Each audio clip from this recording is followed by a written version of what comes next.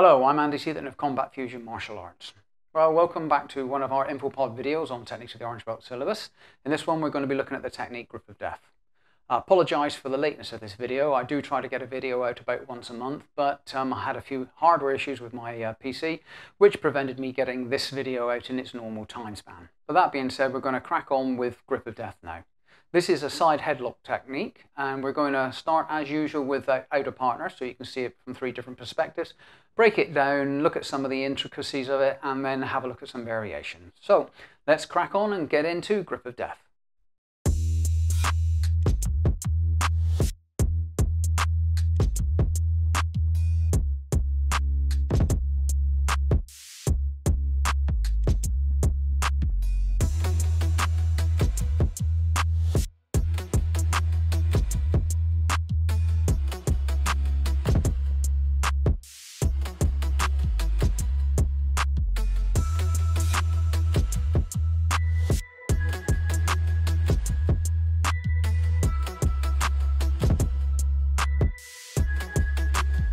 The initial attack in this technique is in the form of a side headlock.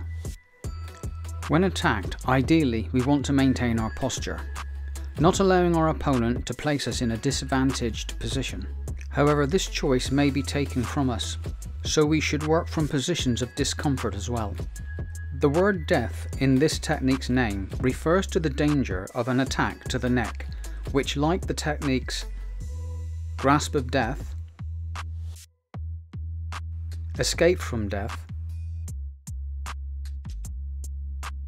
and Cross of Death,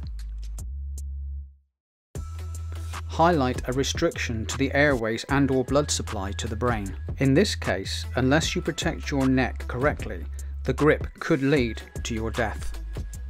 As our opponent attacks, his momentum swings us around in an arc towards his center line. This is different from the technique Grasp of Death, which has a more linear attack. We purposefully comply with our opponent's momentum by following that same arc, stepping into a close kneel stance with our rear knee impacting the rear of our opponent's calf. Simultaneously with planting our lead foot, we deliver an inward hammer fist to our opponent's rear kidney. A point to remember when attacking the kidneys is their location. They are more or less in line with the elbow joints and protected by the lower part of the rib cage. At the same time, we also deliver another hammer fist, but this one targets our opponent's groin and/or bladder. Both hammer fists, front and rear, impact at the same moment as you plant your lead foot, but note their differing heights.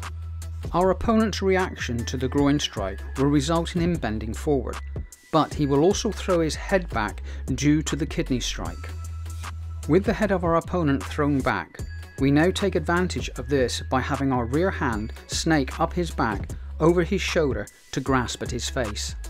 When grasping our opponent's face, the ideal method is to place the index finger under his nose at the philtrum, with the other fingers digging into his eyes and the thumb under and into his jaw. Lever the head back by the index finger applying force to the philtrum. Other immutable options to grasp when levering the head back could be the eyebrows, the nostrils, or even the ears. Some mutable options would be the hair or the beard. Or, to increase the panic level in our opponent, we may also apply a suffocation technique with our hand obstructing his airways as we lever the head back. Be aware to keep your fingers away from your opponent's mouth so as not to give him the opportunity to bite. Once you have secured a hold on your opponent's head, lever it backwards using its natural limitation of movement to act as the fulcrum. Your hand is applying the effort, with his head acting as the load. With his head back and posture compromised, pivot into a forward bow, delivering a heel palm to his chin as you simultaneously release the grasp to his face. This hand travelling back down our opponent's head-locking arm as a sliding check. As a result of this heel palm, our opponent should fall to the ground. This can be aided by utilising the levering of his head and body with the heel palm to take his posture past his ability to recover. We will now proceed on to study the extension to Grip of Death. If you do not require this at your stage of training, you may wish to bypass the next section of this video. With our opponent's posture compromised, but not taken to the ground, we now execute a front crossover sweep to our opponent's lead leg, spreading his stance. Depending on our opponent's position at this point in time relative to ours, there may be a need to make an adjusting step to provide an efficient angle of attack for the next move. Now step in reverse out of the rear twisted stance to sweep our opponent's rear leg, further spreading his stance. Immediately pivot to face our opponent into a neutral bow and execute a scoop kick to his groin with our rear leg. From here, front crossover and cover out.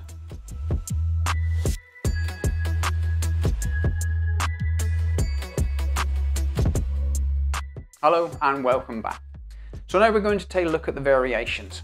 In the first two, we involve a prefix to the initial attack. This is a sandwiching effect to our opponent's head. We distract him enough so that we don't need to actually continue with the technique in its standard format. We alter it to do a takedown where our opponent ends up face down on the floor. In this first variation, we're going to try and stay with the extension, but instead of using the foot maneuvers as sweeps, we're just going to do them as stomp kicks to our opponent's knees and then finish up with a good solid kick to his groin while he's face down on the floor.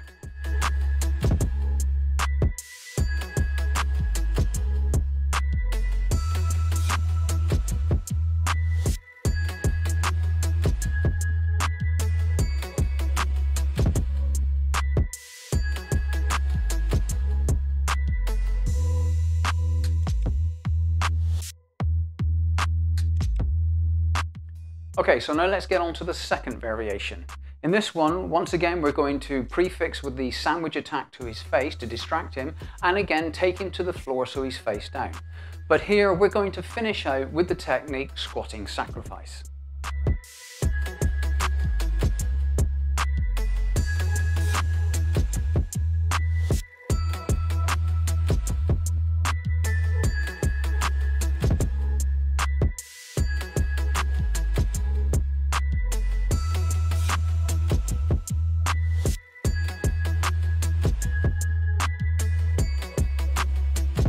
Okay, so now let's move on to the third variation. In this one, we're able to slip our head out before our opponent gets a really tight hold on our head in the side headlock. This is simply by jamming the brakes on with our feet and throwing our body into reverse so our head slips out. We then put our foot on the gas pedal and move forward, put an arm bar onto our opponent and take him face down to the floor again. This time we're going to use the extension to returning storm, and we're going to put the foot on our opponent's shoulder blade to keep it in place as we use our body as a counterweight to a lever to pop his shoulder out of the socket, and then we'll cover out from there.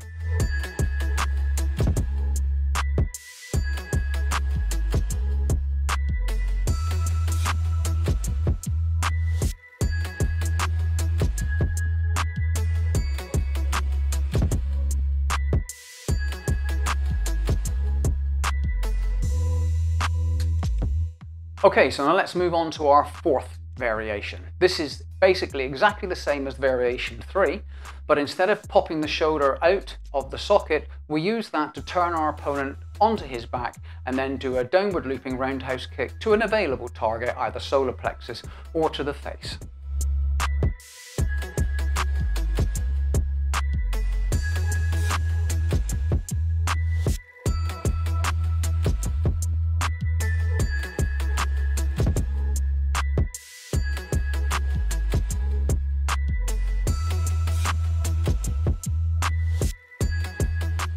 Well, that's the end of our breakdown of the technique Grip of Death. Hope you found this of use. As usual, don't forget, if you haven't subscribed to our channel yet, please do so. Don't forget to share the video and give it a like. So this is Andy Seether saying goodbye, and I hope to see you on our next video.